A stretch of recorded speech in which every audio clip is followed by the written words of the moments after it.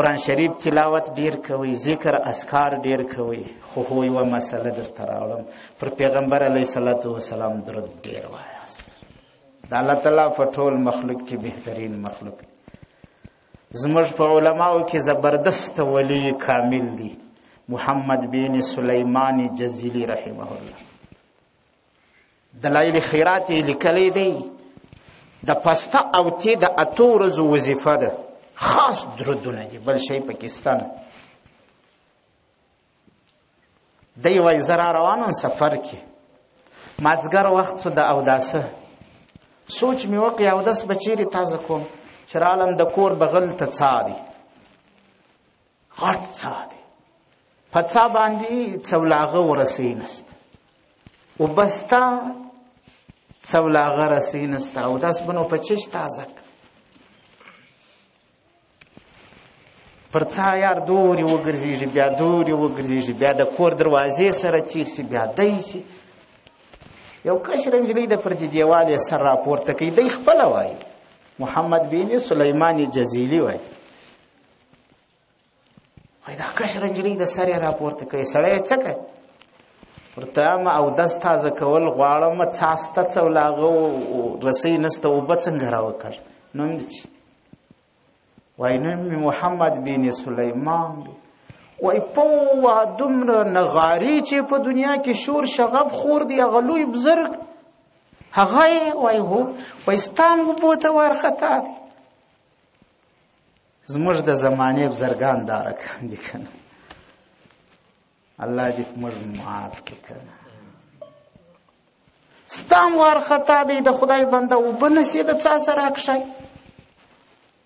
ته خو دونه مشهور غټ بزرګ یې، ستا څنګه ښه ملا هم یې، ستا څنګه وارخطا دی اوبو ته؟ وایي نجلۍ د غی راله، څا ته یې سر ور ټیټ کړي، څه یې توکه، یو دم د څا څخه 10 ګزه څا دی اوبه راپورته سوې، وبهېدې. چې وبهېدلې اوبه زما اودس پر تازه کوي، زبردسته ومې څښولې، لمانځه ته ودرېدم،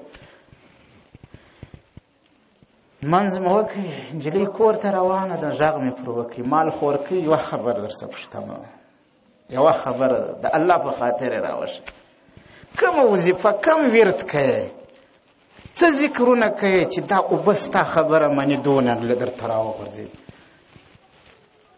ورته وایي محمد بن سلیمان هېڅ ذکر نه کوو. په شواروز کې پر پیغمبر علیه الصلاة والسلام مکرر انداز درود وایه، د هغه درود ثمره دا راوخته، نن که وچې درختې ته هم چې میوه وکه کوي، نن که څا ته هم چې اوبه راوغورځېره.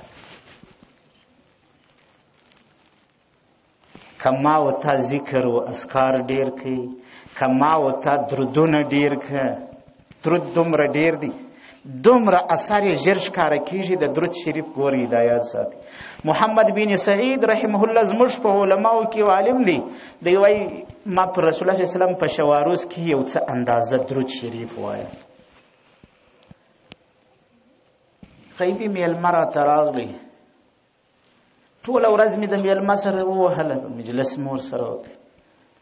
ماښام ماخستن چې هغه بیده سو، زه چې خپلې خونې ته راغلم، نو فکر مې وکړ چې درود خو راته پاته دی، هغه خو به وایم. په بستره کښېناستم، درود شریف مې شروع کړ. شروع مې کړ، خوب را باندې زور وکړ، بیده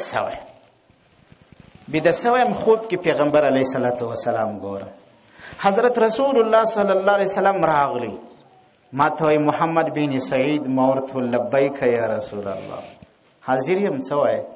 وایي پیغمبر علیه الصلاة والسلام راته ویله خوله دې رانږدې که زه یې مچوم. وایي ما ته حیا ودرېده چې اشرف المخلوقات ستا خوله مچوي، ته څوک یې؟ د رسول الله صلی الله علیه وسلم خوله نن ستا په خوله ایښوله کېږي. رسول الله ته درود ویونکي خوله دونه خوند ورکوي.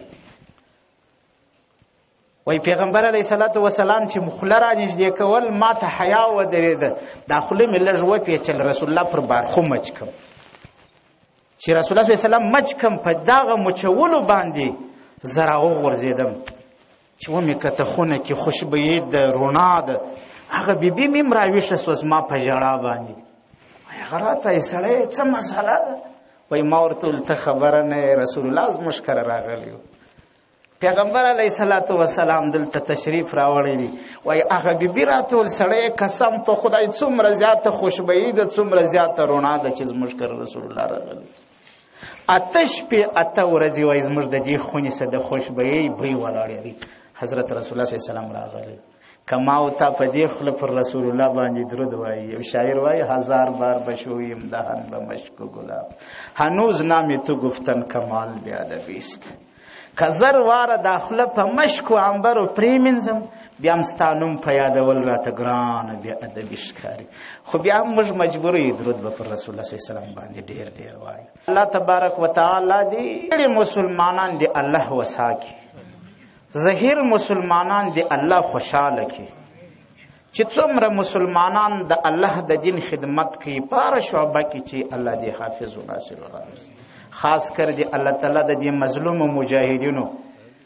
د دې حفاظت وکي الله دې نصرت وکي الله تعالی دې د دې د امداد د فار فرشتي راوستي الله دې د امارت اسلامی سیاسی نظامی قوت پر ټوله دنیا غالب کړي الله تبارک وتعالی دې ټول مریضانو ته ټول زخمیانو ته شفا کامله عاجله ورکړي الله تبارک وتعالی دې ټول قرضداران د قرض خلاص کړي الله دې د کونډیانو د یتیمانو په خپل کفالت وکړي الله رب العزت دې ټول مسلمانانو ته چې مړه دي الله رب العزت دې ټول شهیدانو ته چې د دنیا څخه تللي دي جنت فردوس ورکړي الله تبارک وتعالی دې زموږ استاسو چې دلته حاضر څومره خلک یو د ټولو صغائر کبائر ګناهونه را معاف کړي الله رب العزت دې زموږ استاسو مور او پلار ته جنت فردوس ورکړي الله رب العزت دې د رسول الله سره قرب وصال پر حوض کوثر باندې نصیب کړي الله تبارک وتعالی دې موږ او تاسو زموږ مستاسو مور او پلار